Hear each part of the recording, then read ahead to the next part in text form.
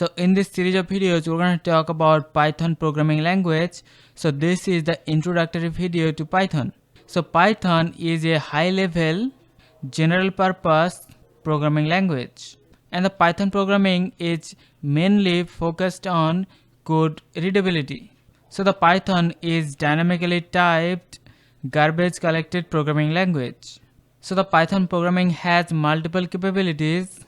Like an example, we can use the Python programming to create web applications on the server, and the Python can be used to connect to any database system, and it can manipulate the files. And thirdly, Python can be used to handle big data, and also it can perform complex mathematical computations. And with the help of Python, we can use the rapid prototyping, and we can deploy production ready softwares pretty easily. So the question is, why should we use Python? So there are several reasons to use Python.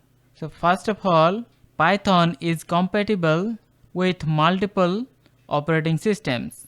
Like we can use it with Windows, with Linux, Mac OS, and also even the Raspberry Pi. Secondly, Python is simple and it is easy to learn, and because it has the English like readability, so that's why Python is very popular among the beginners. And thirdly, with the help of Python, we can write concise code. That means it requires fewer lines of code with compared to other programming languages. And fourthly, because the Python uses interpreter, and because of this, it enables quick execution and prototyping. And fifthly, it supports multiple programming paradigms. Like an example, it supports procedural programming, it supports object-oriented programming, and also it supports functional programming. So we can use one simple programming language that can support